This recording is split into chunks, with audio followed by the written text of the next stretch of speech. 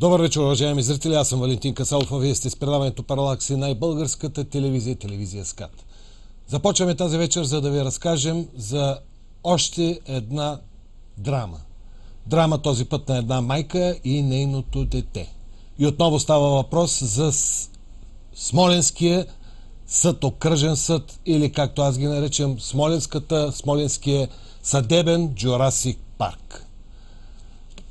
И за да хванем още в началото бика за ушите, искате ли да ви кажа част от мотивите на решението на съдия Игнат Колчев, който заявява следното, че детето в момента Марио Метаксинов е на 5 годинки и 9 месеца и повече не се нуждае от майчински грижи. Чухте ли добре?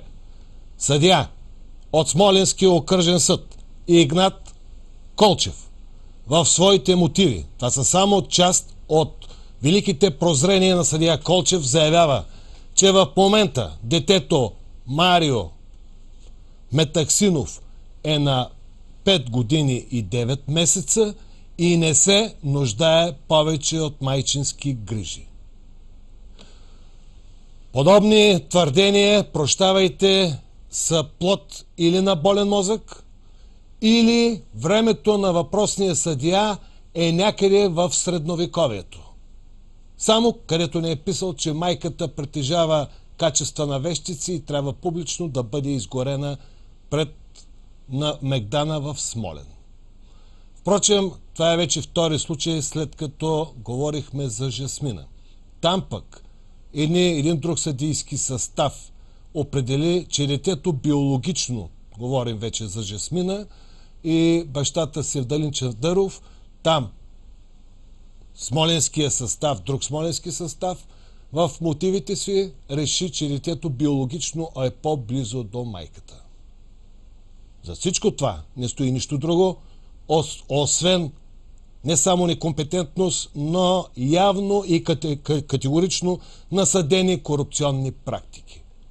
Явно съдбата на децата или човешките съдби, когато се решават в името на народа, смолянските съдебни състави слагат на кантара от едната страна съдбата, човешките съдби, а от другата страна, може би, пачките с пари. И спирам до тук. Спирам, за да ви представя тази вечер моите гости. Искам да започна с този нов случай и потърпевшата майка Ирина Панайотова. Добър вечер, госпожо Панайотова. Добър вечер, господин Касабов. Така, добре сте дошли. Добре заварили. До нея е адвокат госпожа Иванова. Добър вечер, госпожа Иванова. Добър вечер. И вече вие го познавате. Той стана чест гост на нашето предаване, но имаше защо, защото това е Севдалин Чавдаров, бащата, който е така симптоматичен пример за това как трябва да се бори срещу съдебната мафия и за отстояване правата на детето и неговите права. Добър вечер, господин Чавдаров. Добър вечер, господин Касалов. Сега, преди да започнем с вашия случай, чисто информационен повод имаме, защото вчера беше поредното дело, господин Чавдаров, около вашата дъщеричка Жасмина. С няколко думи за какво беше делото? Значи, делото беше за издаване на задграничен паспорт, за да може детето да отиде по най-бързия начин в Република Румъния при майката. Така. Делото се състоя в окръжен съд, град Кърджали.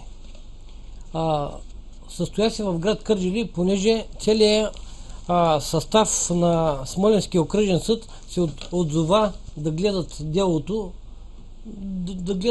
за паспорта на моето дете. Където е тук показано. Така и се гледа в Кърджали. И се гледа в Кърджали. В Кърджали премина, като беше... Колкото разбрах, е отложено. Е отложено, защо? Да. Отложи се с мотива и причината, поради което, че дъщеря ми в миналото на 2 години имаше паспорт, а майката открадна, взе го с нея по незнаен си начин и го остави в Румъния при нея. Така, т.е. има опасност сега, ако получи паспорт, детето да бъде отведено извън България, изведено извън България. Да. Това ли са опасенията ви? Да, точно това са опасенията. Ви заведахте едно дело за промяна на обстоятелствата и го спечелихте на първа инстанция. Там какво се случи? Там сега се обжалва на окръжна инстанция Смолян и очакваме да видим какво се получи. Така, съпругата ви, бившата съпруга по-точно, Адриана Петко, майката на Жасмина, известна с това, че бере ягоди по магистралите в Испания, беше ли? Значи дойде, присъства на делото. Присъства? Да. Донесе ли подарък на детето? Нещо донесе ли? Значи, на 8 марта не дойде, на Нова година не дойде, на Коледа не дойде, значи от 6 дела или 8, 2-3 пъти е идвал на дела, като в този случай вчера тя се яви. Дойде в неделено, по моя покана, аз я поканих лично, донесе му 2 шоколада, една малка блуза и едно малко черпогашниче, дори не знае размерите, че Жасмина е пораснала, от което не ставаха на нея. Разбрах. Мисля, че колегите вчера са се опитали да направят някакво интервю. Дайте, колеги, интервюто с Адриана Петко, майката на Жасмина, защото миналия път бягаше. И оттам ще влезе вече от драмата на господин Чандъров и малката Жасмина, ще отидем към драмата на малкия Марио и неговата майка. Дайте само Адриана Петко, колеги. Адриана, защо сега се появяваш? От колко време не си виждал дъщеря си? Кога да се появи? Имаше и предишни дела. Колко пъти си я потърсила за тези 5 месеца?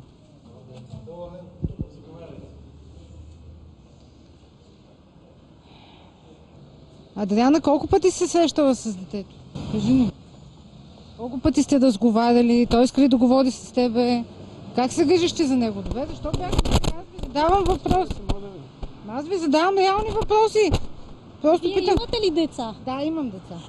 Тогава ще ме Но отношението между моето дете и вашето е съвсем различни. Все пак аз се грижа за детето си, осигурявам абсолютно всичко. Затова ви питам, вие как се грижите за вашето дете? Какво сте му купили? Кога вашето мъж ще научи детето да ви мрази, тогава ще ме разбирате. Ама вие все пак не живеете с това дете. Значи, за да не иска тя някаква връзка с вас, значи има някаква причина. Баща е. А вие колко пъти сте я потърсили? Защото, доколкото знам, тя не иска да разговаря с вас. Все пак има някаква причина. Това ви питам. Госпожо, това дете на 6 години. Да, но какво като е на 6 години? Живее Кога при баща му? бащата. Съвсем нормално е да не иска да разговаря. Детето все пак трябва да е привързано към майката. Трябва да има някаква връзка. При условие, че вие сте го оставили, когато той е било малко.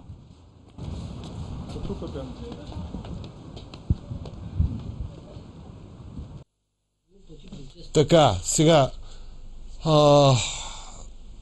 видяхте Адриана Петко, която според съдия Славчева, тази стройна богиня т.е. служителка на Тимина, може да я покажем пак, колеги, за да се насладим на прекрасната осанка, която притежава съдия Славчева. Детето е по-близо биологично, това са мотивите на съдия Славчева, детето е по-близо биологично до майката. Ето е. Повелителката на справедливостта. Повелителката на елегантността. Съдия Славчева. Което стана ясно в едно от предаванията, по недвусмислен начин се каза, че за такова решение стоят едни 2500 евро ли бяха, господин Чандъров, когато Адриана Петко в прав текст ви го е казал пред свидетели, че така е дала тези пари. Точно така. Така. И според тази женичка, детето е по-близо биологично до майката. И след което се оказва, че майката обаче явно биологично, духовно, може би нравствено и морално е къде по-далече от детето си. Нещо искахте да кажете. Значи, господин Касабов, на днешно време не е нормално едни магистрати да притежават такъв морал и такава етика, да направят такова обсъждане.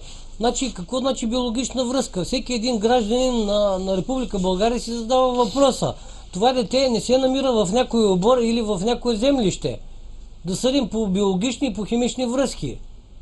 Така, тя твърди, че вие сте настройвали детето. Ами тя твърди, че сме настройвали детето, значи има съдебно-психологическа експертиза от вещо лице, от която показва абсолютно всичко. Кой какво настроил и дали съм го настроил и самото дете какво изразява за майката. Че кристалният облик изобщо не е изграден върху лицето на детето, на майката. Не функционира. Вчера като я видя майката, той избяга и той се разплака. Детето не познава майка си. Детето не познава майка си. Закарах ги на заведение, свидетели имам, поръчах му принцеса и Айран след училище. Всяка вечер обича в едно заведение, бар Милано се казва, на територията на община Неделино. Без имена, да не правим реклами, без имена на фирми и на ресторанти. Извинявам се. Да. И поръча си принцеса, майката пи минерална вода, плати си минералната вода, дори не му плати принцесата. Ясно. Направете си извода. Сега, отиваме вече към другата драма, уважаеми зрители. Другия, бих казал, изключително впечатляващ и показателен случай, в който, пак повтарям, аз започнах с това, как един съдия от окръжен съд, Игнат Колчев, в мотивите си заявява, че детето Марио Метаксинов е 5 годинки и 9 месеца и вече няма нужда от майка си. Това са мотивите и за да бъда по-конкретен, мога да ви ги покажа. След малко вече ще включим в разговора другите наши двама гости. Адвокат Иванова и майката на Марио Ирина Панайотова. Колеги, ето това подчертаното. Нека да го видят така брилянтната логика на българските магистрати, в случая става въпрос за съдия Игнат Колчев. Ето това тук. Да, подчертаното. Нека да се види. Набийте само, че колеги на камерата, може да се пречете като нашите зрители. Още малко, колеги. Нещо не се... Така.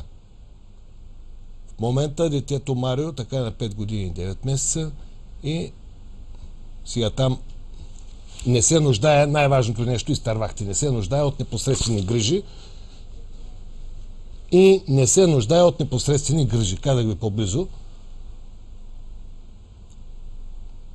Майчини грижи. В момента, да, от непосредствени майчини грижи. В момента Марио, да, дръпнете го, колеги, за да се види целият текст, наляво, надясно.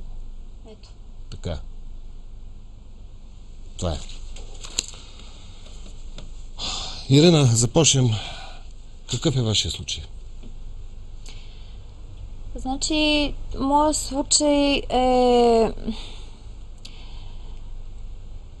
Би го казала... Сега, на първа инстанция, вие печелите правата на детето. Точно така, на първа инстанция печеля по нормална процедура, стандартна процедура спрямо законите на България. Аз печеля правото да упражнявам правата на сина си Марио. Къде се гледа първото дело? В районен съд Чепеларе. Чепеларе, така. Точно така. Районен съд Чепеларе, който предоставя детето на вас, за да се Да, грижите.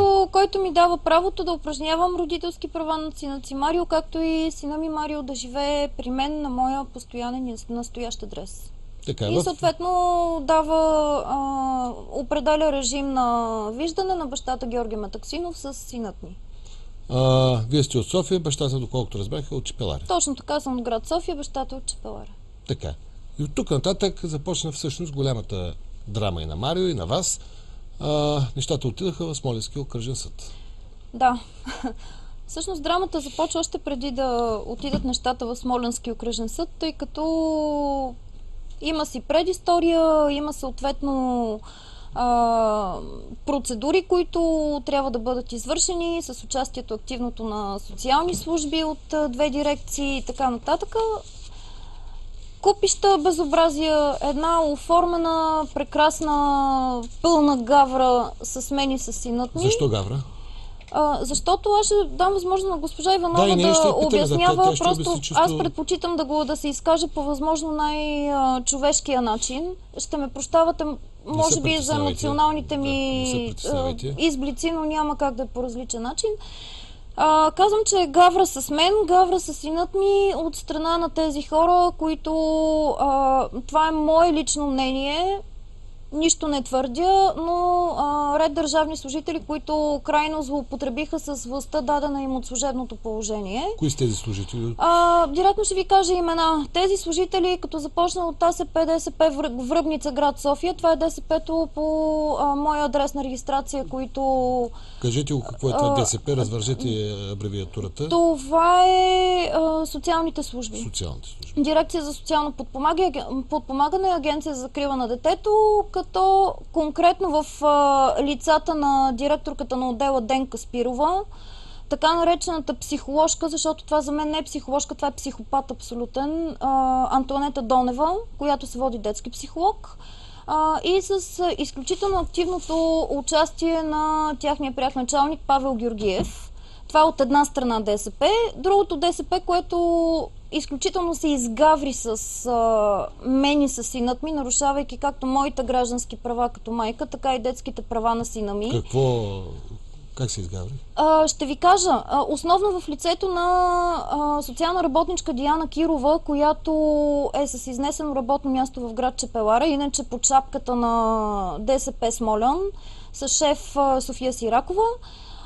Това, което се случва, е следното. Според нормалната практика, която е описана като такава предшестваща едно съдебно дело, е нужно да има изготвени социални доклади или социален доклад от отдела или двата отдела по адресна регистрация на двете страни, съответно на детето, за което те спорят. В време, в което сина ми живееше при мен и беше физически при мен в град София, на моята адресна регистрация беше и негова адресна регистрация, постоянен и настоящ адрес.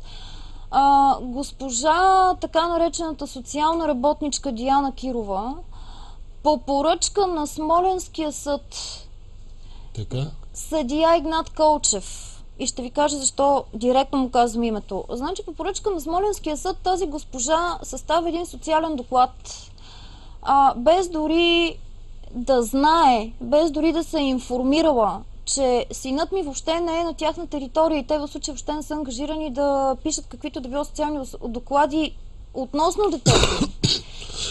Като този социален доклад, забележете, е изготвен за 4 работни часа при абсолютния минимум, предвиден от закона за изготвяне на такъв тип документ. Абсолютният минимум е 2 седмици до месец.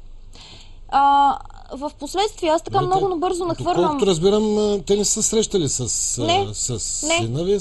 Не. Добре, те не само, че не са се срещали, те въобще са нямали представа, че детето ми въобще не живее там. Дистанционно наблюдение на Боб са гледали? На какво?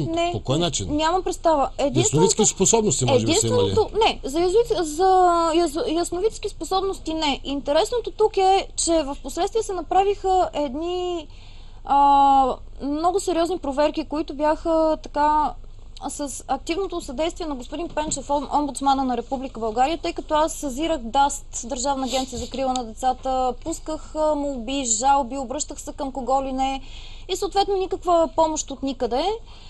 Като със съдействието на господин Пенчев се проведоха едни изключително сериозни проверки именно на моя казус по това време. Съответно, 1 година докладите от тези проверки бяха крити от мен от ДАСТ. Най-накрая не ме питайте как се снабдих 1 година по-късно с тези доклади, като в доклада от проверките на работата на АСП ДСП Смолян относно моя случай директно го пише черно на бяло. И аз това мога да го покажа, разбира се, че това е изключително грубо, вулгарно нарушение от страна на ДСП Смолян и Диана Кирова, която го прави този доклад гавра, ще го нарека, се случва по поръчка на Смоленския съд, на базата на който именно същия съдия Игнат Колчев ми определя режим определение за привременни мерки, който дава правото на бащата да упражнява родителските права до приключване на делото, като този режим практически ме лишава от каквито и да е било права и възможности да бъда родител на сина ми. Също така в тези доклади е написано, че именно Диана Кирова, която, подчертавам, не е част от съдебната система. Диана Кирова е една социална работничка. Именно Диана Кирова всъщност определя режима ми на виждане с детето, контактите ми, тя ме осъжда на издръжка, с което иззема функциите на съда. Тя ме осъжда. Да, тя ме осъжда. Като самата Диана Кирова, просто казвам и така, поръча съда. Така, сега да отидем при госпожа адвокат Иванова. Госпожа Иванова, какво е фрапиращото, би казал абсурдното в този случай? Вече чисто като юрист, разбира се, и като човек. Много са нарушенията. Толкова драстично и грубо е погазен закона в това дело, че просто христоматия може да се напише. Искате да кажете, че то е христоматийно дело за това, което не трябва да се случва. Да, точно така. Точно това искам да кажа. За антиправораздаване. Точно това искам да кажа. И това всичкото е доказуемо, подкрепено с факти и с документи. Малка част от покажете, тях това са документите, не са малка част, има още толкова. Ще ги покажат. Колеги, покажете. Това нещо, което виждат уважаемите зрители, е една малка част от документацията, която доказва черно на бяло абсурдите и, ще си позволя да кажа, престъпленията, които се случиха в хода на това дело и с което са ангажирани социалните служби в Смолян, социалните служби в София, ДАСТ със своето абсолютно несъдействие и съответно, естествено, с активното съучастие като престъпници, съучастие на Смолянски окръжен съд. И съдия Игнат Колчев, разбира се, главният ми герой. Да продължим с адвокат Иванова. Аз ще направя тази оговорка, че максимално ще се въздържам да коментирам съдебното решение, до толкова доколкото то не е влязло в сила. Да. И има компетентен съд, Върховния касационен, който се надявам да се заема с това дело по предвидения в закона начин. Но това, което ще ви кажа, са една поредица от нарушения. Колеги, показвайте време на време снимки на майката, детето. Давайте, продължавайте. Ще ги маркирам и, както се казва, изводите направете сами. Започваме от първото, на старта. Има едно много просто правило в нашия гражданско-процесуален кодекс, който казва, че когато в съда постъпят две дела с идентичен предмет между едни и същи страни, по-късно образуваното се прекратява. Кратко и ясно. Първото дело се гледа, второто се прекратява. Да, но в този случай не. Защото Ирина образува дело с искане съда да се произнесе относно упражняването на родителските права и другите взаимоотношения между родителите, свързани с детето, на датата, на датата 13 юли 2012 година. На 17, което, както и да го погледнем, е след това, се образува аналогично дело от Георги. Но не се гледа първото дело, а се гледа второто. То в момента стои на трупчета, както се казва, стои спряно, а се гледа второто. Защо? Ето на този въпрос и аз бих искала да получа отговор. Това е грубо нарушение на закона. Но то е само първото и може би най-невидното. Съдията, който споменахте преди малко, съдия Колчев, като съдия в първоинстанционния съд в Чепеларе, се произнася по въпроса за привременните мерки. С редица нарушения на закона, едно изключително експресно производство. Само чакайте, ни показвай. Само секунда, за да видим егенията и така нататък. Трябва да бъдат скрити. Давайте на мен каквото трябва да покажете, аз ще го покажа. Може да се покаже в двете странички, за да се види подписа на Колчев, да се види, че този документ, това абсурдно определение е именно негово дело. Да, ще го покажем. Ето го. Така, слушаме ви. Изключителна бързина, изключителна експедитивност, просто да се зарадваме, ако това не беше с цената на едно немотивирано, необосновано и изключително рестриктивно по отношение на майката решение. Няма обяснение защо тя получава един буквално затворнически режим на контакти с детето, което по това време е само на 4 години. То е лишено от майка си. 4-годишно дете. Тоест, това е на първа инстанция, Да. пак съдия Колчев. Да. Тоест, той Това гледа е преди и... първата инстанция. това е преди... В хода на първоинстанционното В хода на производство, но не е първа окончателното решение. Когато отиваме на втора инстанция, изрично в жалбата бяхме поискали съдия Игнат Колчев, поради неговата близост с бащата и нашето основателно съмнение в неговата безпристрастност, да не бъде съдия по Тоест, делото. съдия Колчев е близък с бащата. Да. Да. Не само, че е съдия по делото, той е определен за председател на състава. И когато ние безумие. заявихме, че Явно е. поддържаме отвода, който сме направили на съдията, той каза: представете ми доказателства. Да, но в закона пише друго. Основателни съмнения. Вярно е, че съгласно нашата правна уредба, съда сам преценява дали да си даде отвод. И това негово решение не подлежи на никакъв контрол. Но все пак има закон. Той би трябвало да се спазва. Независимо, че няма инстанция, която да го проконтролира. В случая не е така. Съдия Колчев остана председател на състава. И тук стигаме до една друга интересна схема, която свързва двете дела. Така, каква е тя? Аз по делото на Ирина във втора инстанция за пръв път през живота си стъпих в окръжен съд Смолян. Никого не познавам там и те не ме познават. Визуално съдиите на едно второ заседание направи ми впечатление, че една от съдийките е сменена, което в гражданските дела е напълно допустимо, нищо странно няма. Но след това, когато прегледах делото, какво установих? Първо, има определен, по тъй наречения случайен принцип, има определен състав от 3 съдии. Едната съдийка си прави отвод. Без никакви мотиви. Без позоваване на какъвто и да е законов текст. Съдията си прави отвод, отвода се приема. Това е определението на съда.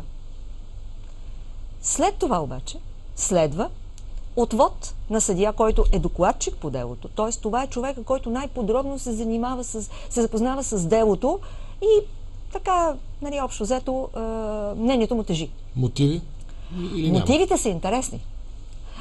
Причината съм аз, която съм дръзнала в едно студио, ваши колеги, в друга телевизия, да изкажа своето мнение по делото на Севдалин.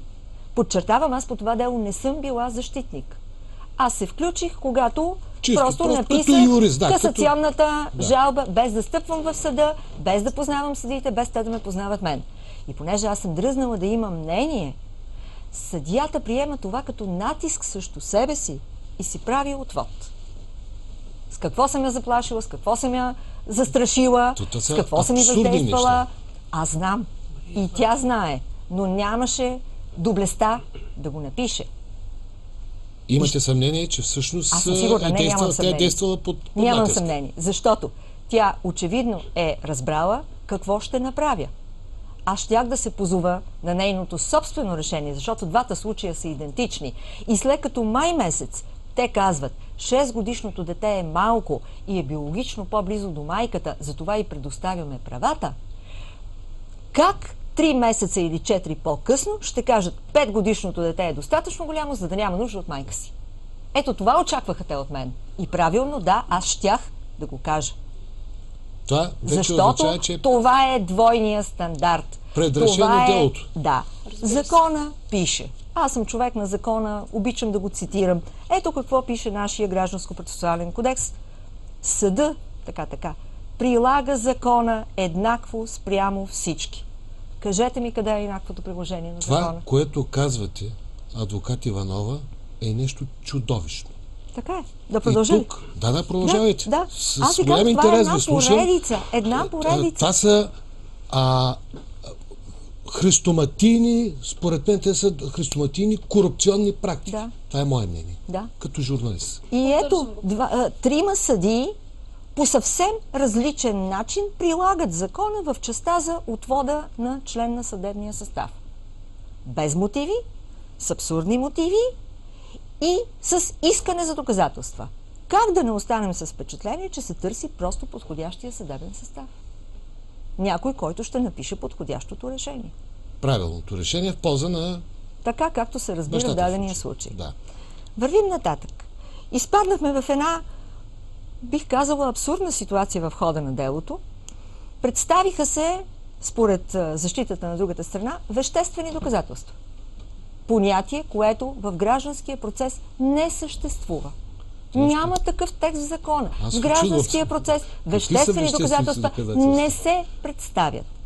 Съда, въпреки моето възражение, без да се произнесе по тях, дали ги приема или не, ги предяви на свидетелите да ги коментират.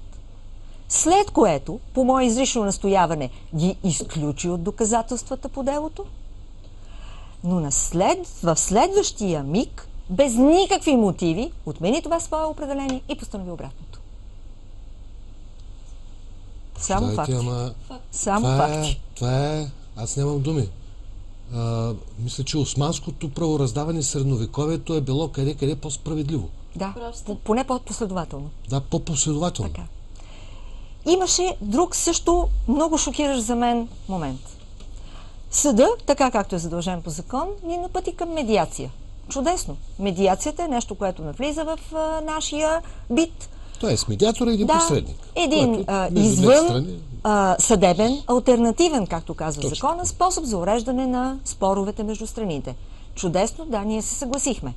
За моя огромна изненада, аз 3 пъти я попитах Ирина дали е сигурна, съдия Колчев, председател на съдебния състав, каза, че той ще води медиацията. Определи себе си за медиатор. И точно това се случи. Тук може ли да се включат, тъй като... Това са чудовищни неща, за които говорите. Аз като човек на закона пак го поглеждам и пише в член 4 от закона за медиацията: лица, осъществяващи функции по правораздаване в системата на съдебната власт, не могат да извършат дейност по медиация. Точка. И аз нямам думи. Аз мога да ви кажа как се случи това нещо. Точно. Целият този абсурд се случва по време на заседанието, първото заседание на втората инстанция на делото ни. Значи ние сме си в съдебната зала, съответно адвокатите си вършат работата и делото върви. Кой е председател, само секунда, кой е председател на първата инстанция, първоинстанционното дело? Реално първоинстанционното дело е само по принцип само един съдия, еднолично. Тогава нямаше повече. Смениха се няколко съдии там. Иначе съдия Кокудева беше съдийката, която ни гледаше на първа инстанция. Която постанови решението всъщност. Точно така. Значи, върви си втората инстанция, върви си заседанието, едните адвокати, другите адвокати, свидетели, нали, въобще, както и да е. В един момент, в хода на делото, съдия Колчев казва: замразявам делото. Нали, всичко това, което ви го говоря, естествено го има и на протокол. Така, да. Съответно, с 2 думи ви го казвам, за да не губя ефир. Съдия Колчев казва: замразявам делото, всички вън от залата, само страните да останат. При което всички се изнесоха от залата, като останахме аз, Метаксинов, това е бащата на сина ми, и съответно адвокатите. При което той крайно възмутен. И адвокатите вън от залата. При което адвокатите, значи моят адвокат, госпожа Иванова, и неговите двете адвокатки, те се спогледаха. Дайте скиорчето, бе, колеги. Дайте го това съдия, бе. Съдия, медиатор, кадия или каквото, то просто нямам думи. Ето го. Така, дайте го. Това е Игнат Колчев. Това е Игнат Колчев, да. Що така оплашено гледа? Тук не той знам. по принцип така си гледа, поне такива впечатления съм добила, като го виждам. Ето го, скиорчето, така. Значи, той каза, при което, нали, той казва: всички вън, да, и вие, колеги, и вие вън. Съответно на адвокатите на страните, при което госпожа Иванова и неговите адвокатки се поглеждат една друга и какво да правят? Излизат вън. В този момент аз и Метаксинов оставаме в съдебната зала в присъствието на съдия Игнат Колчев, двете другите съдийки от състава и съответно дамата, която е стенограф, нали, записва какво се случва. И той казва така: нали, аз държа тук да се направи една медиаторска среща, ако трябва да се направи друга медиаторска среща, не може да продължава този абсурд, така, което, окей, правилно е. И аз съответно задавам един директно логичен въпрос. Казвам, добре, съдия Колчев, нали, аз съм благодарна за това, което правите, но аз самата още преди да се стигне до съдебен спор, намерих медиатори в София, предлагала съм на Метаксинов да се възползваме от медиаторска услуга, за да не минаваме през съдебен спор. Съответно съм разговаряла с него в присъствие на свидетел, който да потвърди, че действително съм се опитвала да постигна някакво разбиране с него. И естествено той по никакъв начин не се е отзовал на желанието ми, на молбата ми. Какво отговори съдия Колчев? И казвам, нали, благодарна съм. Викам, и точно това казвам. Добре, само да ни ориентирате откъде да намерим медиатор. При което той така видимо по-успокоен казва, тук в Смолян има 3 медиатори, 2 медиатори в момента ги няма и този медиатор, който е тук в Смолян, това съм аз. Той. При което аз го поглеждам... Нали, госпожо Иванова, закона забранява? Аз не можех да повярвам. Така, при което аз докато го поглеждам... не го видях... Той от някаква паралелна реалност ли идва някъде, може би друга паралелна съдебна система? С делото влезе в залата за медиация. При което аз го поглеждам и казвам, добре, съдия Колчев, все пак, нали, вие все пак сте ни съдия.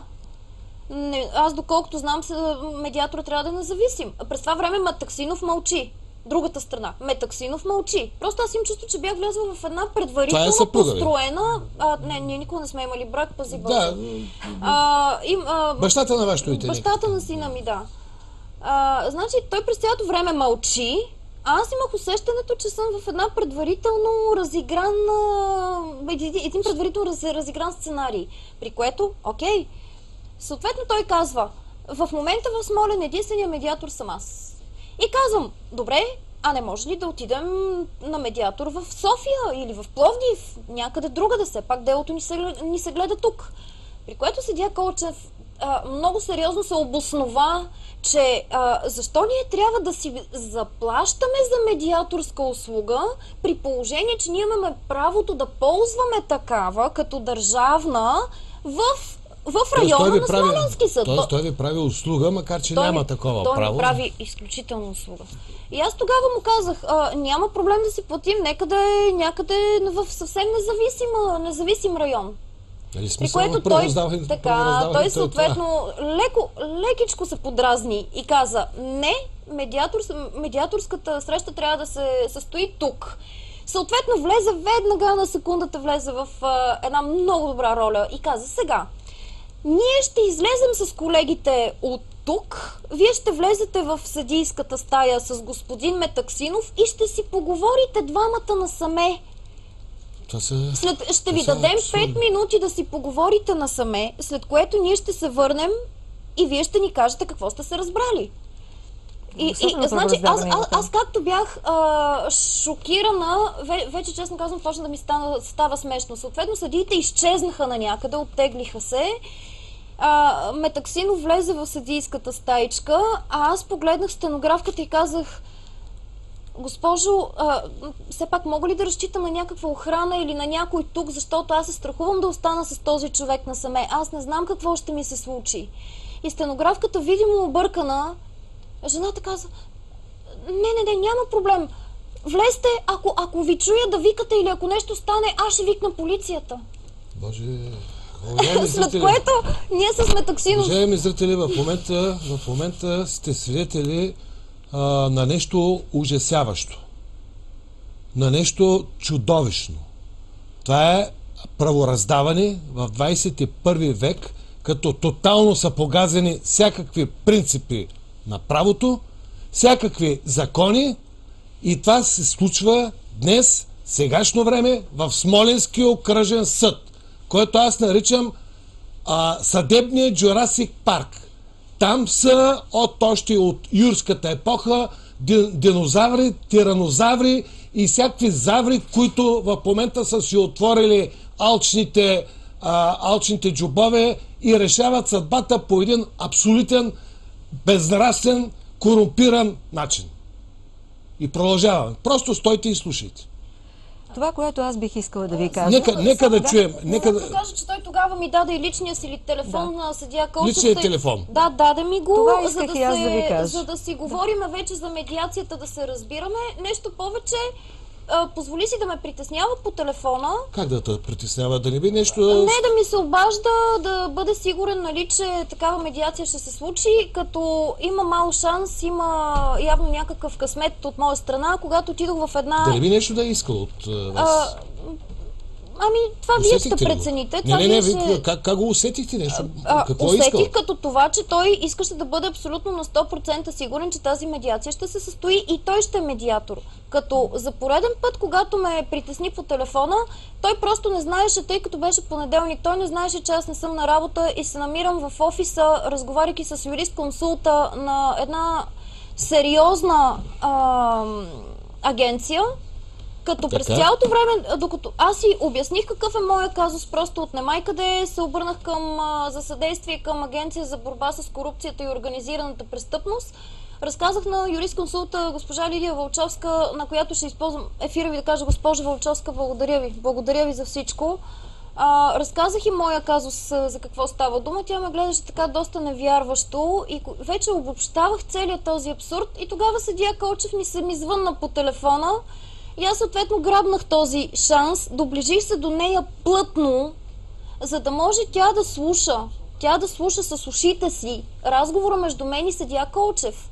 При което аз направих на кръгъл идиот, буквално го разпитах за медиаторската услуга, как ще се състои, как ще протече, така. Исках да се убедя, все пак го познавам, нали, исках да се убедя, че именно той ще ни бъде медиатор, като той изключително активно ме увери, че той ще бъде медиатор. Слава Богу, това се слушаше от правилния човек. Така. Сега, нека дадем думата да продължи вече госпожа Иванова. Аз се разбирам, Ирена, тя е доста емоционална. Няма как да не бъде, прощавайте за което. Не се извинявайте. Така, да продължим. Този контакт на председател на състав по действащо дело с страните, да дадеш личния си телефон, да настояваш да се обръщаш на малко име и на ти към човека, за мен е пряко всякакви елементарни норми, етични на упражняване на съдийската професия. Никога няма да приема, че това е в реда на нещата. Това е абсурдно. И това не е еднократно. Слава Богу, за това има документи. Във века на техниката всички разговори, знаете, че се могат да се докажат. Има разпечатки, има всичко. Ирина, има и свидетел, да. Естествено, и то доста надежден. И при целият този ход на нещата, изводите следват сами. Това не е от незнание. Тези грешки, тези пропуски, тези нарушения на закона, това не е азбуката. Това са първите 3-4 букви на азбуката. Не може да не ги знаят. А какъв е мотива за да се правят? Всеки може сам да си направи извод. Тук ще си позволя в някаква степен да се доближа до съдебното решение. Този абсурден режим на лични контакти, който беше постановен на Ирина и потвърден на Ирина с детето й. Мотиви за това нещо няма, което също е грубо нарушение на закона, защото всяко съдебно решение трябва да бъде мотивирано. И то трябва да бъде мотивирано с доказателствата по делото, фактическите и правните изводи на съда. Няма такова нещо. Просто се определя този режим. Ало, търся съдия Колчев. Моля? Търся съдия Игнат Колчев. Да, съм. Здравейте, господин Колчев, казвам се Касабов, водещ съм на предаването Паралакс. Искам да ви попитам тези мотиви, съдия Колчев, сега не се опитвайте да ме надпреказвате, можете ли да ми кажете, съдия Колчев, как детето няма нужда от майка при положение, че е на 5 години? Можете ли да ми кажете как сте писали, че детето няма нужда от майка, защото е навършил 5 години и 9 месеца? Как така се явявате едновременно хем съдия, изслушайте ме, съдия Колчев, изслушайте ме, как така се явявате хем председател на съда, хем в същото време... И да ви прочете, че че решението е писано от съдия Кишиова. Тя е докладчик по делото, аз съм председател на съда. Ами като председател, мога ли да ви попитам как така ставате медиатор при положение, че закона не разрешава? И сте притеснявали Ирина в лични разговори? От медиация различавате ли ги двете неща? Кое да различавам? Програма спогодби от медиация. Ние не провеждаме медиация. Член 234... Има черно на бяло съдя... да подпомага страните при постигане на спогодба. Това сме направили ние. Съдебна спогодба, различавате ли ги двете неща? Съдия Кочев, говорим за медиация, не говорим за спогодба. Не говорим за медиация, вие можете да си говорите за каквото си искате, но въпросът е, че в случая няма медиация.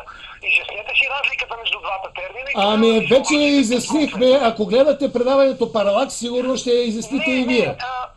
Сега искам да ви попитам, съдия Кочев, мога ли да ви попитам, извинете, съдия Кочев, в какви отношения сте с бащата на Марио? Чувате ли ме?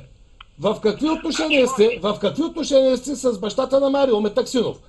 Познавате ли се, близки ли сте? Не го познавам.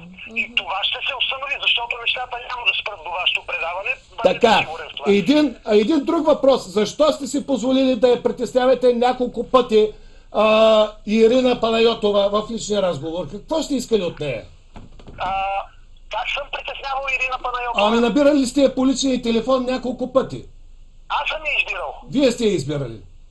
Значи, това също подлежи на установяване. Аз казвам... Вече е установено. Вече е установено със свидетели съдия Кочев. Вече е установено съдия Кочев.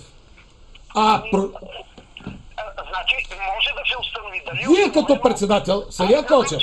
Може да се установи, че никога аз не съм я избирал по телефона. Съдия Кочев, вие като председател съгласни ли сте тогава с тези мотиви, които е писала вашата колежка Тонишка Кишева, ако не се лъже? Какво? Казахте, че тези мотиви не сте ги писали вие, но в крайна сметка вие сте председател на съдебния състав. Вие съгласен ли сте с мотива, че детето, което е на 5 години и 9 месеца, не се нуждае от непосредствени майчини грижи? Аз съм съгласен с тези мотиви, след като съм ги подписал без особено мнение. Да, значи сте съгласен. Така, това са нормални мотиви за вас. Не може една майка, която си оставя детето и една година не се интересува от него. Това видяхме ние по делото. Ние сме събрали достатъчно доказателства, за да постановим такова решение. Съдия Кочев, няма да го коментирам. Мога да коментирам обаче следното. Никога не съм търсил Ирина Панайотова аз по телефона, независимо от това, което казвате вие. Не познавам изобщо Георги Метаксинов и не съм извършил никакви престъпления. Толкова. Съдия Кочев, тук до мен е адвокат Иванова и Ирина Панайотова. Чухе какво каза. Така, искам да ви попитам, ако се установи, че вие лъжете, къде има тази информация и как може така да хвърля в публичното пространство, че аз познавам Георги Метаксинов. Ако се установи, че вие... Никога не съм го срещал извън срещата ни в съдебната зала. Добре, съдия Кочев, ако се установи, че вие лъжете в тези твърдения, че не познавате Метаксинов и че в същото време не сте притеснявали госпожа Панайотова, какво би трябвало да следва? Вие какво ще направите, ако се окаже обратното, защото аз ще предприема мерки да ги докажа тия неща? Аз знам вашия съд какви мерки предприема. Аз съм наясно с вашия съд какви мерки предприема. Значи... Мога ли да ви попитам? Ако се установи, че не познавам Георги Метаксинов и че не съм звънял аз на Ирина Панайотова, вие ще ми се извините ли? Аз ще ви се извиня. Въпросът е, вие ще се извините ли за това, че предрешихте съдбата на едно дете с подобни мотиви? От какво има нужда едно дете? От баща, от баба, от какво? От себе Фрейдия? И какво съм предрешил, не разбрах. Съдбата казах, съдбата. Съдбата. Ето това е определил съдия Колчев еднолично. 8 часа в месеца с сина ми. Добре, съдия Колчев, защо само 8 часа в месеца сте определили да се вижда майката с сина? Защото няма нужда едно 5 годишно дете от майка ли? Какво? Не ви разбрах. Във вашето определение пише 519. 519 от 25.7. Тук ми подсказва Ирина Панайотова. Вие... Говорите какво за него? Ами защо сте определили свиждане като на подсъдим, на човек, който е с тежка присъда? Сега, предполагам, че вие по-разбирате от наказателни дела. Не, аз разбирам от морал, Колчев. Аз разбирам от морал. Режима на свиждане традиционно се определя съботни и неделни дни, така че да не се препятства режима на посещение на детско заведение, ходене на училище и така нататък. Най-нормалният режим е да се определи през почивните дни, обикновено първа и трета или втора и четвърта събота и неделя от месеца. Нещо странно ли виждате вие в такъв режим да се определи? И освен това, в цитираното определение 519, то е изготвено въз основа на социален доклад. И понеже нещо ми се стори, че казахте, че съм го бил постановил 8 часа и не разбрах точно какво, определението е постановено след като съм изискал доклад на социалните служби. Мама не е Така, компетентна. мога ли да ви задам още един-два въпроса, съдия Колчев? Задавайте, да. Нямам притеснение, задавайте. Аз ще дам възможност на адвокат Иванова да зададе. Не желаете. Добре. Съдия Колчев, изчакайте, госпожо Подава. Съдия Колчев, има ли според вас така нещо общо между делото на Севдалин Чандъров и делото на Ирина Панайотова? Какво да има? Има ли някакво нещо общо, защото и двете дела са решени в окръжния Смолянски съд, нещо общо между делото на Севдалин Чандъров, на шумялото дело на Севдалин Чандъров, бащата, който беше решил да се пали, и делото на Ина Панайотова. При едното дело, там мотивите са, че майката е генетично по-близо до дъщерята и би трябвало по същия начин да се правораздава и на това дело. Те са идентични. Аз не смятам, че има идентични дела. Това трябва да го знаете и вие, и адвокат Иванова.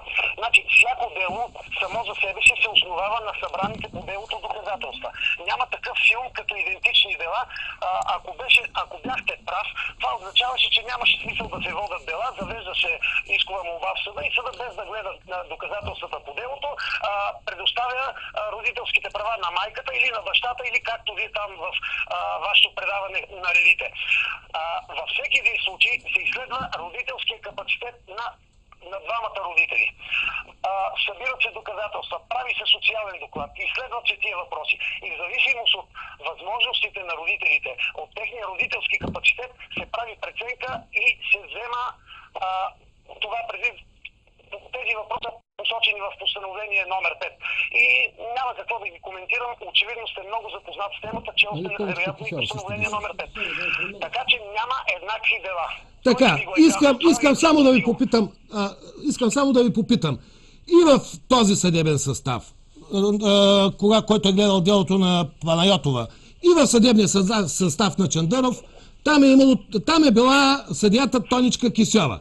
Как така, когато става въпрос за почти много близки два еднакви казуса, изведнъж мотивите са коренно различни? Господин Касабов, ние имаме 6 въззивни съдии, от които съдия Прахова е участвала при разглеждане на едно дело, така и не можахте тогава да й запомните името. Записвайте си ги тия работи, като не можете толкова да помните. Съдия Кукурева помня, много помня. Другото дело. Съдия Славчева е участвала, аз съм участвал, съдия Кишева е участвала. Вие откъде искате от луната да доведем съдии? Толкова съдии имаме, 6 човека. Не мислите ли, че страшно мирише на утвърдени корупционни практики? Моля?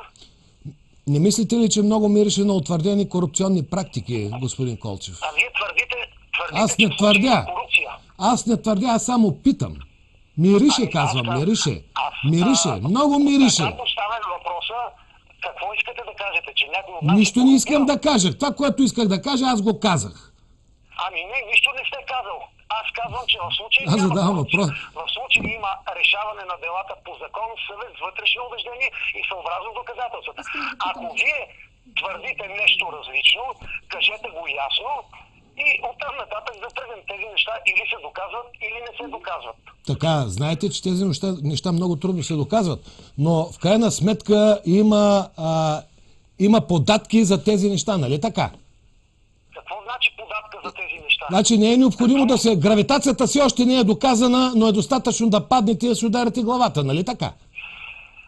Вижте сега, господин Касабов, такива работи на мен не ми минават. Аз съм честен човек, живота ми е честен и никой не може да ми петни името с каквото и да било. Аз не ви петна името, Който твърди, питам. че съм корумпиран, нека да го каже, аз ще докажа обратното.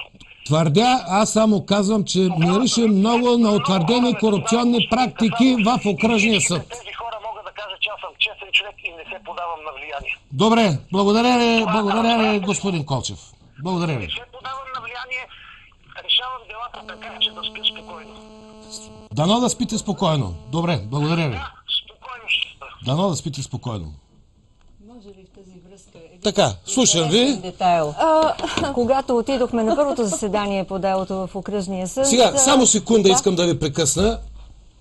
Понеже той твърди, че никой не ви се е обаждал. Това не е вярно. Има документи. Не само, че има документи, не само, че може да бъде изискана разпечатка.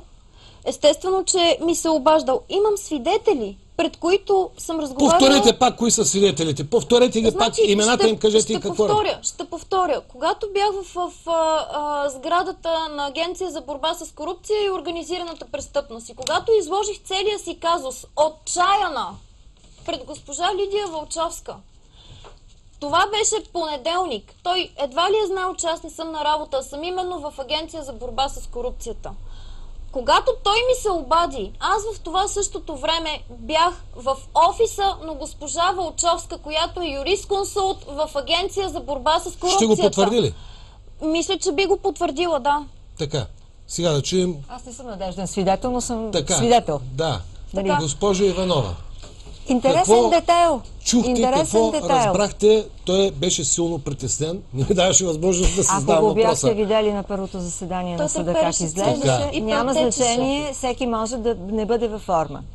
Севдалин, който другар по съдба с Ирина и с други татковци в едно сдружение, дойде, понеже наблизо, дойде просто така да ни види за морална подкрепа. Така.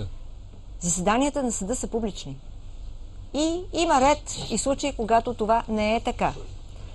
Влязохме в съдебната зала, имаше една непозната за нас дама, освен страните, нали, адвокатите, непозната за нас дама и Севдалин.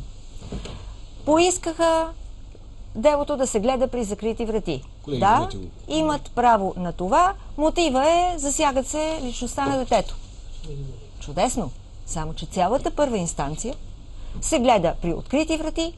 Когато изслушахме свидетели, когато се слушаха социални доклади, залата в районния съд беше пълна.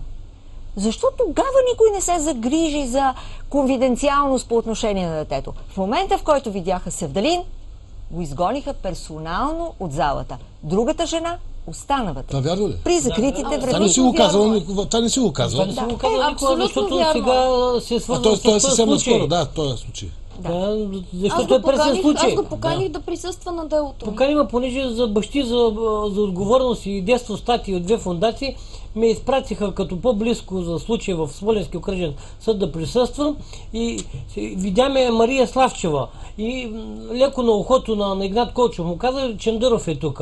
И той ми каза, господин Чендъров, напуснете залата, помолим най-културно.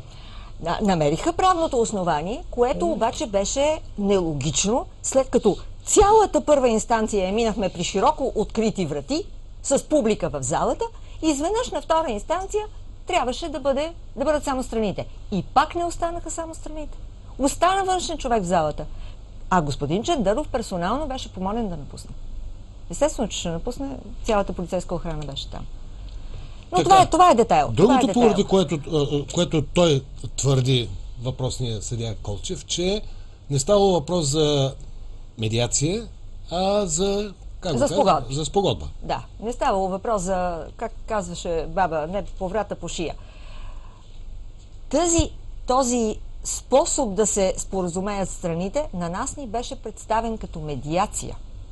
И попълнихме един формуляр, за съжаление нямам такъв, не ни се предоставя. Формуляра беше като за медиация. Най-вероятно могат да го подменят. Естествено, че могат. Те имат Той практика няма в входящ този съд. номер, просто написахме си данните, уточнихме датите и това е някъде в съда, къде, какво. И друг път съм била на медиация, въпреки че не съм длъжна да присъствам.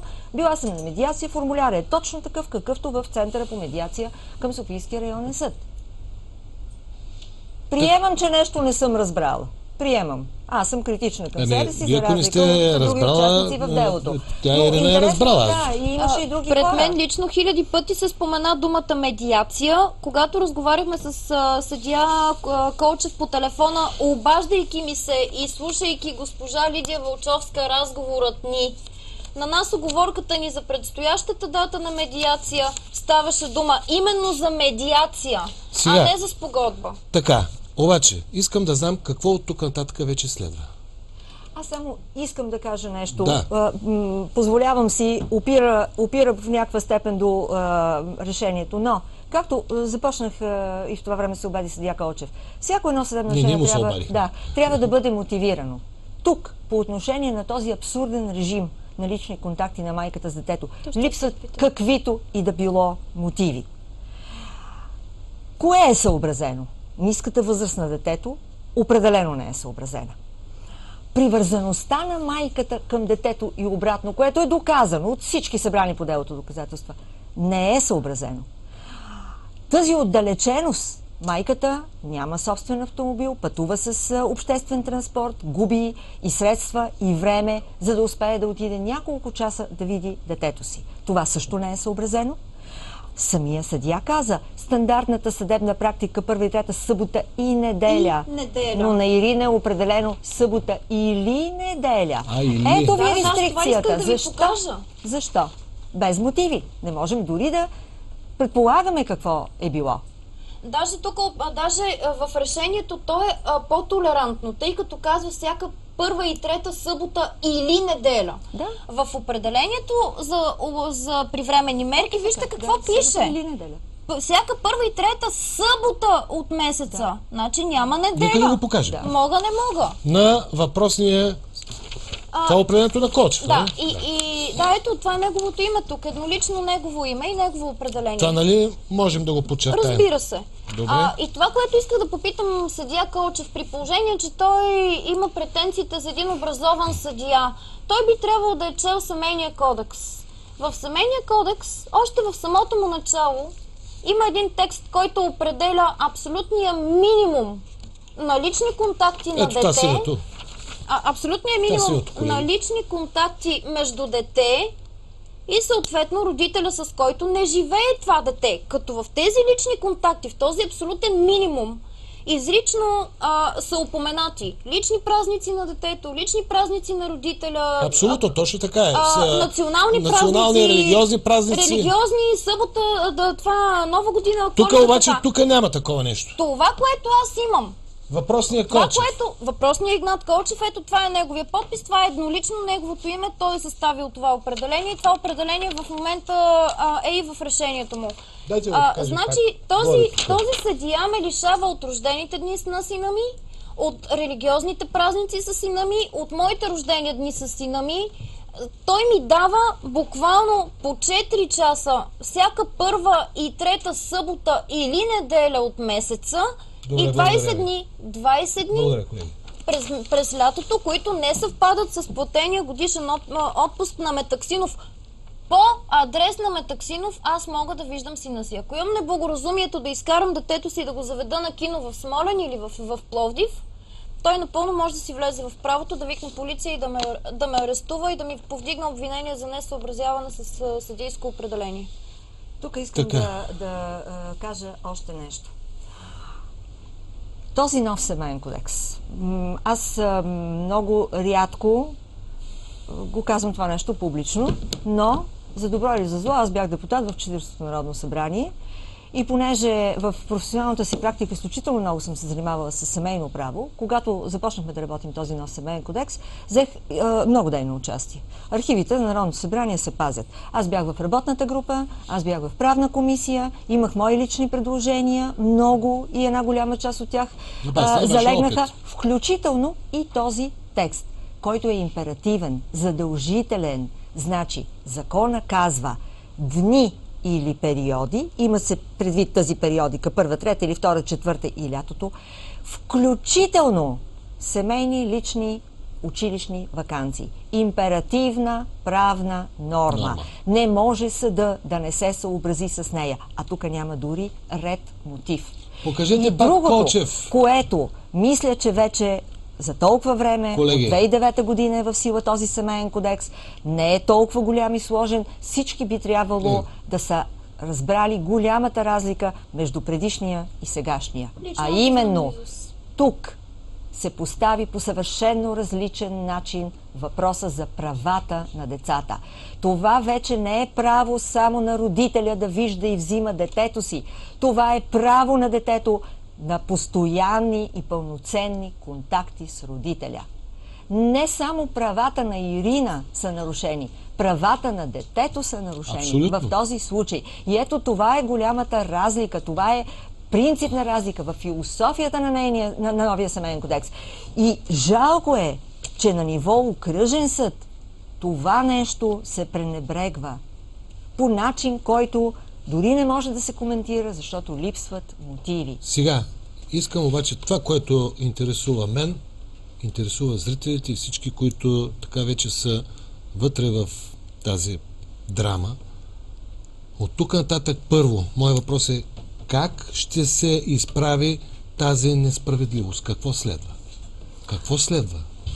Все пак има и третоинстанционен съд в България, Върховния касационен. И колкото да е труден достъпа, правната уредба на касационното производство е много ограничителна за страните. Много трудно се достига до касационно разглеждане на делата. Статистиката сочи някъде от порядъка на 2%, което наистина е много малко. Но все пак ние сме в тази фаза, ще се мотивираме и разчитаме, че това дело ще бъде разглеждано от Върховния касационен съд, който е в правата си да отмени това съдебно решение, да го промени, така че поне минимално дължимото според закона и минималните права на детето да бъдат защитени. Това е единственото, което можем да направим. Това е единственото, което ни остава по закон. Няма ли начин, както Севдалин заведе ново дело за промяна на обстоятелствата? Има ли такива? Впоследствие, да, ако се променят обстоятелства, което може да стане утре, може да стане и след 5 години, само при наличие на промяна на обстоятелствата, и то съществена, може да бъде заведено такова дело. Такава възможност винаги съществува, но тя може да не се появи в следващите няколко години. А какво ще прави това детенце тогава без майка? Аз те питам. И аз се питам. Това никой не го интересува.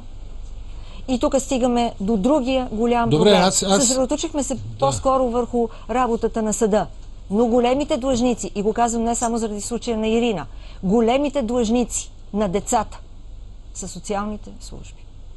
Да, то всичко е тръгнало, доколкото разбрах, социалните служби и поручения начин на проверки.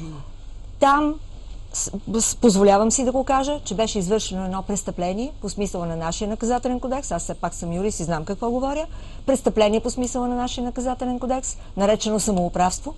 Тогава, когато две социални работнички и бащата си позволиха да изземат функциите на съдебния изпълнител, да приложат, да реализират вместо него съдебното решение, т.е. попадат под ударите на наказателния кодекс, че на всичкото отгоре и маха на халството и да го уведомят.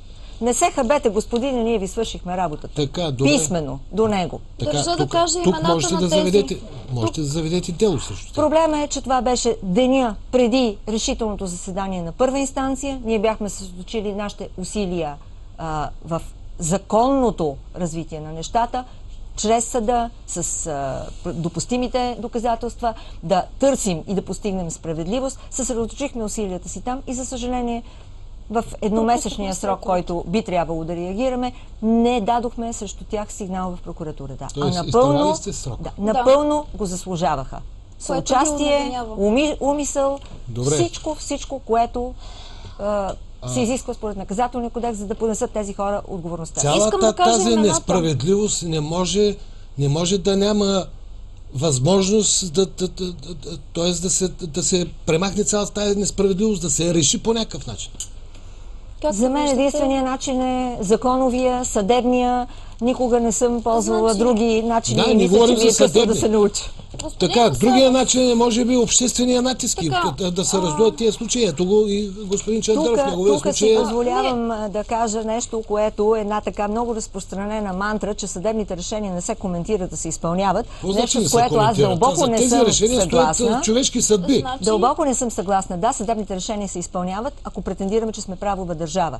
Но те се и коментират, защото това е начина да се посочат грешките, пропуските, слабостите, да бъде променено законодателството, да бъде променена съдебната практика.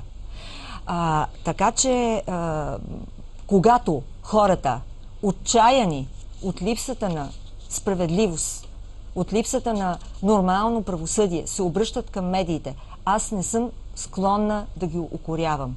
Хората се обръщат към медиите, когато институциите са глухи и не са си на мястото.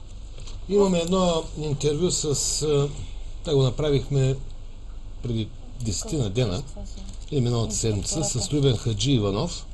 То е кратко. Още тогава, нека да чуем, защото, казах, мирише силно на корупционни, утвърдени корупционни практики. Дайте го, колеги, това Любен Хаджи Иванов е председател на Смоленския окръжен съд. А след малко подгответе снимките на всички онези други герои, участници, съдии в делата на Севдалин Чандаров и на Ирина Панайотова. Веднага след интервюто да ги покажем. Защото тези божества трябва да бъдат, как да се казва, обгрижвани, а за да бъдат обгрижвани по всякакъв начин, трябва да ги видим. Но сега пуснете главното божество на Смоленския окръжен съд Любен Хаджи Иванов. Зевса. Скоро бих искал да се видя с вас. Тук съм и Смолен. Искам едно интервю да направя с вас. Става ли? Ако ми кажете по какъв пол, защото ще отсъствам след обеда и не съм в града вече. Тук за едно... Те са всъщност две дела, но хайде за едното ще говорим за едно дело. Пак става въпрос за едно дете, което този път е предадено на бащата. Сега не знам дали сте запознат. Значи по този начин няма да водим интервюта. Просто отказвам да водим такъв разговор. Защо, господин Хаджи Иванов? Защото има институционен ред за обжалване. Ако има нещо, което притеснява страните, се подават жалби и така. Така една от съдиите, които са на ваше подчинение, дава много странни мотиви. Не на закона само. Да, добре, хубаво, но дава много странни мотиви. В един момент... Възможно е, но има способ за обжалване, за защита. Прекалено е субективно, господин Хаджи Иванов. И това вече стана поредица от случаи. Това е втория случай. След детето на Севдалин. Просто абсурдни мотиви посочват. Аз не знам всъщност какво става в поверения ви съд. Какво се случва? Значи, мисля, че не веднъж сме го водили с вас този разговор. При положение, че има съмнение в самото правораздаване, какви процесуални способи ви говорите, господин Хаджи Иванов? Съмненията се отстраняват с обжалване. Ама не се отстраняват при положение, че има и ясни съмнения за корупционни практики във вашия съд. Вижте сега. Казвал съм ви неведнъж, че като има съмнения, те трябва да се доказват. Знаете, че тези неща много трудно могат да се докажат. Въпросът е вие какво ще направите? Предоставете ми доказателствата и ще сезирам Висшия съдебен съвет да направи проверка. Съм правил неведнъж до сега. Искате аз да намеря доказателства, т.е. да хвана съответния съдия с рушвет ли? Ами, спомните си решението и всъщност мотивите за предоставяне детето на Севдалин на майката румънка, където се казваше, че детето е генетично по-близо до майката. Това са абсурдни твърдения. Вижте, взел съм позиция по този въпрос и Върховният съд е взел. Така че не виждам защо да го обсъждаме. А сега отново още едно такова дело, в което просто мотивите са безумни. Разбирате ли? В един момент се твърди, че майката е изключително грижовна, в следващия момент се твърди, че майката изобщо нищо не прави за детето си. И че бащата е бил с по-добри педагогически качества или там не знам си какви качества. Как го реши така съдията? На базата на какво? Висящи дела няма да коментирам. От какво се притеснявате, господин Хаджииванов? Не се притеснявам, както виждате, приемал съм ви нееднократно. В случая просто решавам да постъпя по това начин. Така е, Ако страните имат съмнения, имат средства за обжалване. Ако имате доказателства за корупционни практики, представете ги на Висшия съдебен съвет. Аз повече коментари нямам и не мога да дам. Добре, а кажете ми какво да мислим за мотиви, които са изсмукани буквално от пръстите? Не мога да ви кажа. Ами, добре, тогава ако тези мотиви наистина са абсурдни и смукани от пръсти, от тук нататък какво да мислим? Или че съдията е некомпетентен, или че тук е наличие на корупционни практики. Какво да мислите, е ваше право. Добре, само ми кажете какво в крайна сметка се случва в вашия съд, Окръжен съд Смолян. Съдиите правораздават въз основа на закона. Това се случва.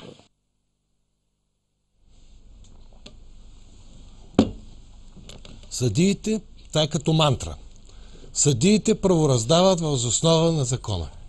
При положение, че до този момент доказахме, че всъщност закон тук според тези съдии няма. Не съществува. Той каза Висшия съдебен съвет, трябва да се опачи. Вие всъщност сте писали. Кажете накратко. Аз имам едно такова лично мнение по въпроса. Съдиите правят каквото си искат и магистратите над тях и Господ сигурно не е. Тъй като органите, които би трябвало да контролират работата, тази изключително отговорна работа на тези хора, нали, органите съответно са Висшия съдебен съвет към Вие сте сезирали Висшия съдебен съвет. България и етичната комисия и инспектората. Писали сте, описали сте случай? Не само, че съм го писала. Разбира се, не само, че съм писала и описвала. Тук с госпожа Иванова сме описали и със закон по алинеи, по точки и по членове сме описали нарушенията на този човек и съответно на Смолянския съд. Като копие от този сигнал отива и съответно в инспектората. Това е до етичната комисия, това е до инспектората. Това е до етичната. С една дума в моята молба аз моля инспектората и етичната комисия към Висшия съдебен съвет да назначат да назначат точно така, да назначат едни проверки по компетенция и съответно да си влязат в ролята, да използват правомощията, които им дава служебното положение и да видят какво се случва именно в този Смолянски съд. Какво ви отговарят? Милия отговор, който получавам първо от инспектората. Значи те с две думи ми обясняват какви правомощия имат, после ми обясняват как те не се бъркат в съдебни решения и че това, което ми изпращам като сигнал, аз трябва да го изпратя всъщност към етичната комисия, към ВСС. Обаче те не знаят, че аз съм го изпратила един ден преди да го изпратя до тях. Скоро след това получавам и едно много мило писмо от господин Ясен Тодоров. Подписано е писмото от господин Ясен Тодоров, който е председател на Комисия професионална етика и превенция на корупцията в ВСС, където господин Тодоров ми обяснява, при положение, че инспектората ме праща при него, явно с причина, той ми обяснява с това писмо как те, видите ли, нямали абсолютно никакви правомощия да изменят съдийски решения, нещо, което аз въобще не съм искала от тях. Долу покажете, колеги. Долу печата покажете, бе. Това на мене, господин Касабов, ми прилича на бягане от отговорност.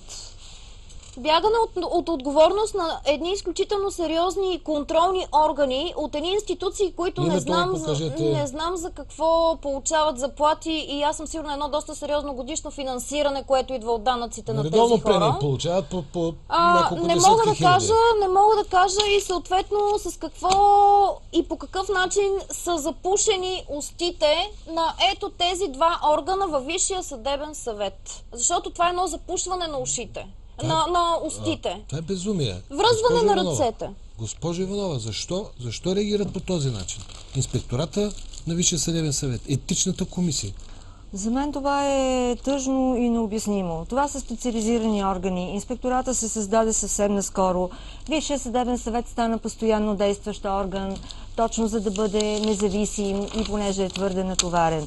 И едно такова прехвърляне на топката, не сме ние компетентни, другите са, те пък на свой ред казват не. И да се твърди, че ние, когато сочим нарушение не само на закона, а сочим нарушение и на етичния кодекс, да се казва, че ние всъщност искаме от тях да изменят съдебното решение, е просто заобикаляне на проблема. Никой не иска от тях никакво изменение. Аз исках да наложат проверки по компетенция на цялото тело. А защо не са ги наложили тези проверки? За мен остава загадка. Където от всякъде то мирише това дело. Да. То лъха.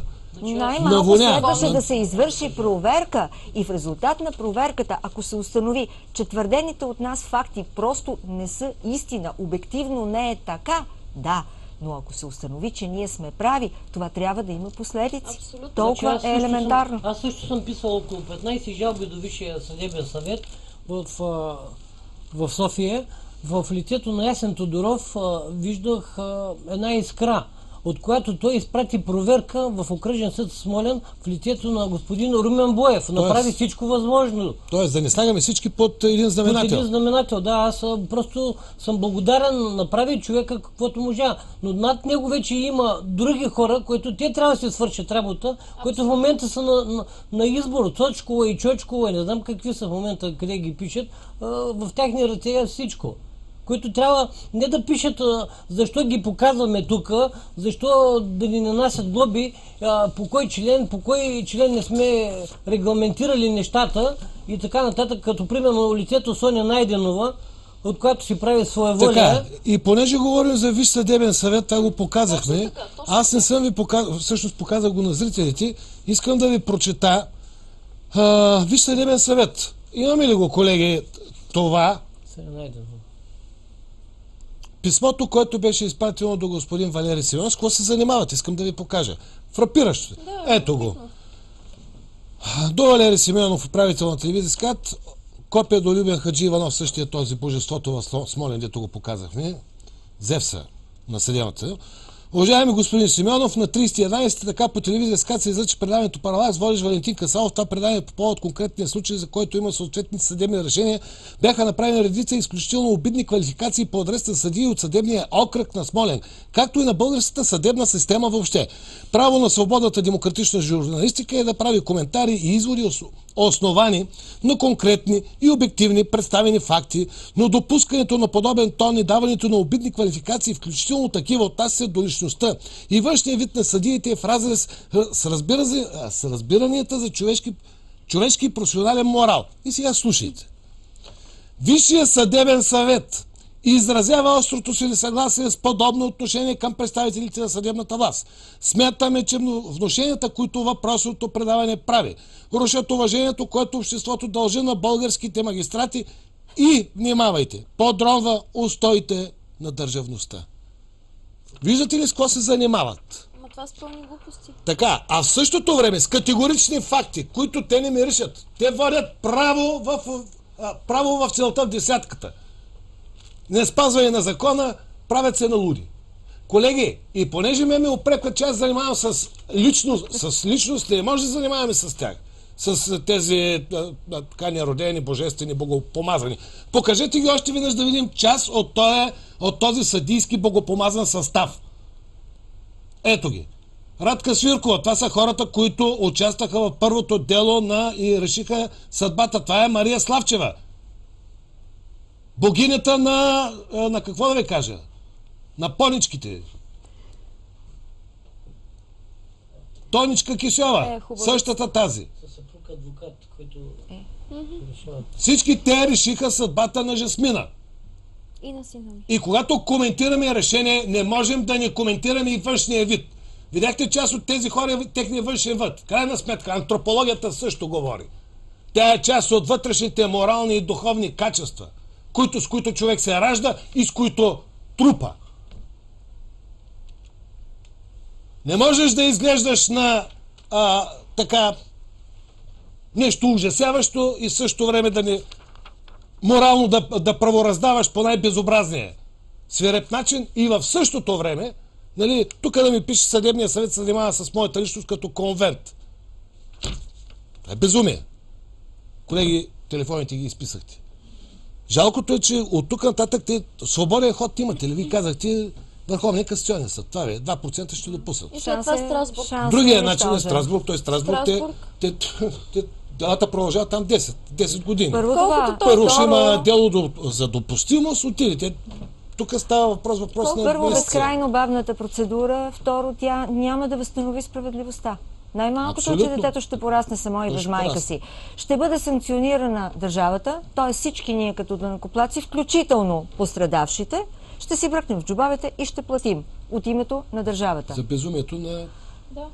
Но единственото, което така вдъхва все пак някакво доверие, че тези дела, макар и много бавно, макар и много трудно, водят до промяна на законите, на практиката. Тоест, някой друг след време, след години няма да страда по начина, по който страдат тези хора сега. Да ви попитам, госпожо Иванова, вие и като законодател, не казвам бивш, защото вие сте участвали като законодател, имате богат опит.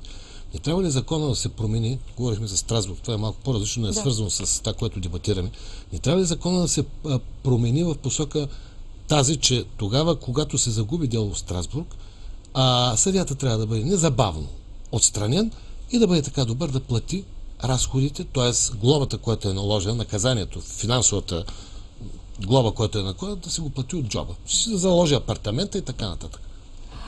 Този проблем се повдига периодично, когато има много дела или когато по нашумяло дело една доста солидна сума трябва да се плати от и без това тънкия държавен бюджет, но някакси също така бързо заглъхва. Както се казва, няма политическа воля този въпрос да бъде решен. А се струва да се помисли. И трябва, защото когато е персонална отговорността, и санкцията, защо тогава трябва всички ние, включително, повтарям, потърпевшите, да плащаме? Абсолютно. Защо? Права сте. Така че трябва да се намери някакъв начин. Дайте да чуем първия наш зрител. Ало, чуваме ли се? Ало, добър вечер, обаждаме се от по същата тема с същите съди имаме същия проблем. Ало, добър вечер. Да, чух ви, давайте кратичка бъдете, слушаме ви. Ами, значи същите съди, ако знаете какви решения, 10 години ни тормозят, имаме 5-6 дела в Страсбург, абсолютно по същия случай, където господин Касабов приказва. Абсолютно... Идентичен случай, да. Идентичен случай с същите съди. Викнали сме с карта, значи репортери казаха, че тази седмица ще дойдат да снимат. Такова нещо, което ще снимат, не сте виждали по телевизията, ако дойдат да снимат репортерите. Щом са ви обещали от колегите от Софийския офис, значи ще дойдат. Добре, благодаря ви. Да предполагам, България е пълна с такива случаи. Ало, чуваме ли се? Ало? Да, слушаме ви. Добър ден, господин Касабов. Добър ден! Кратко бъдете. Особено за госпожата адвокат Иглика Иванова. Янчева съм аз. Знаете, аз се блъскам лично по свои чужди проблеми от 87 година с българското правосъдие, особено динамично в последните 10 години и съм наясно с схемите. Аз обаче бих ви попитала, госпожо Иванова, очарована съм от коража ви да се противопоставите на тия бетонни глави.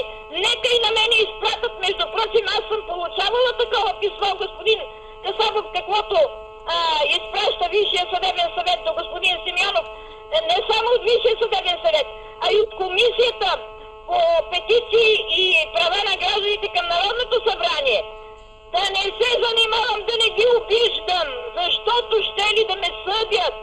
Ама питам ги аз, какво им се привижда на тях? Смрази ме това нещо.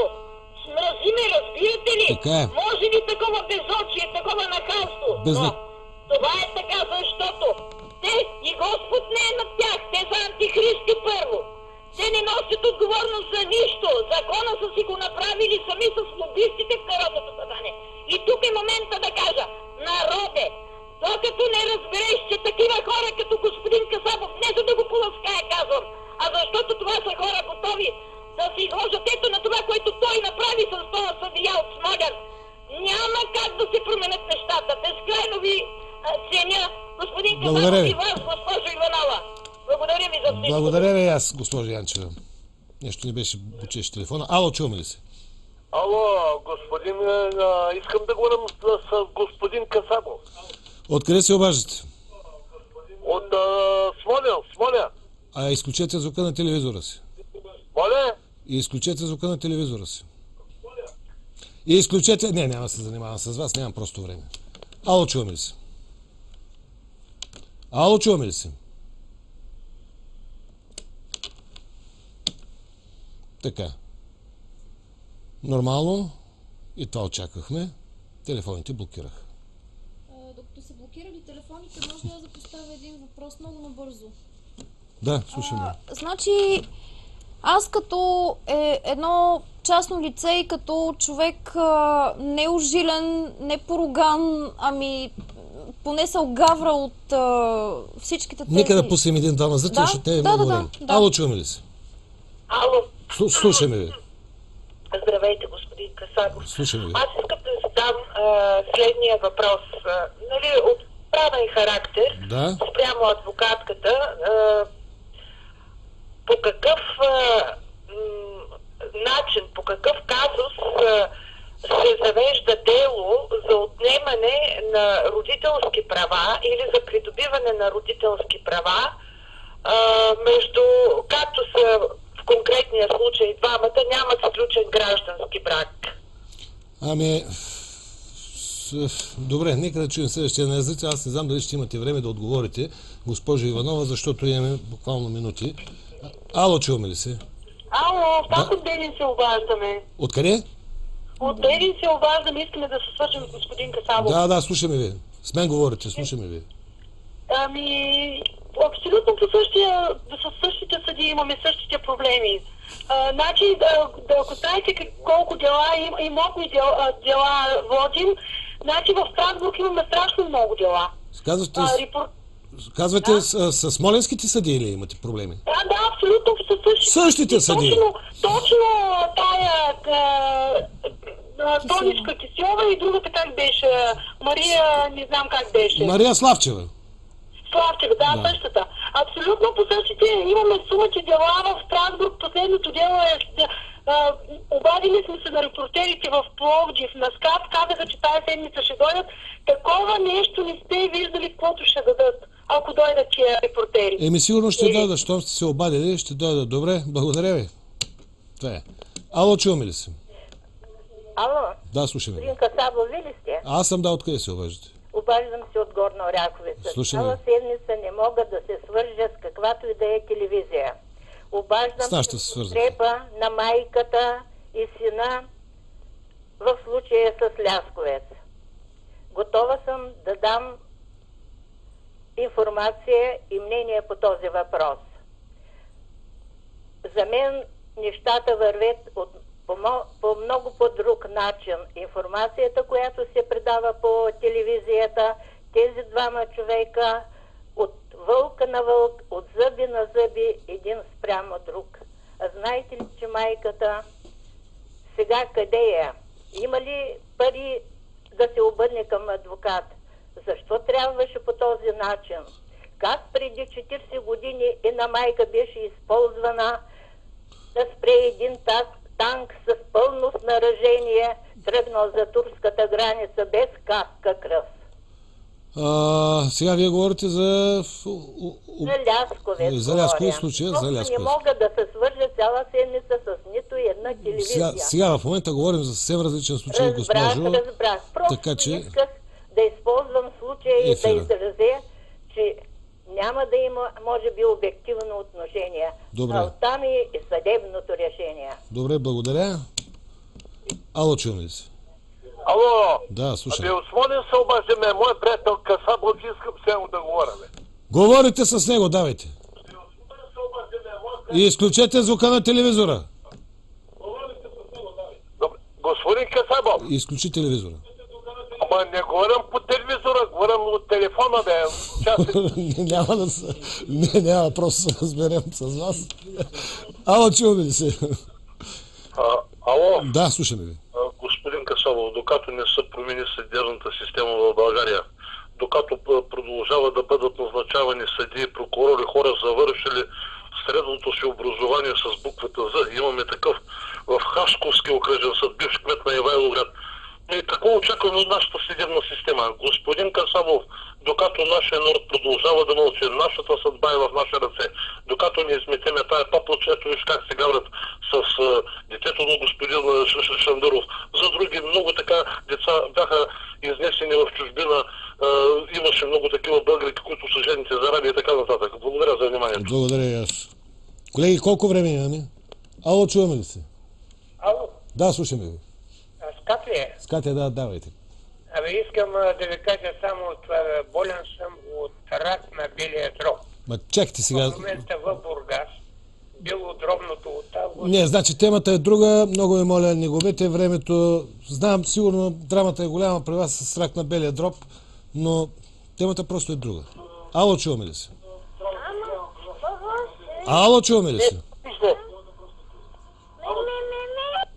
Така, на финала сме. Буквално просто по едно изречение, защото ще влезе в новините и там ще насанкционира вече. С едно изречение, надявам се все пак да има някаква справедливост.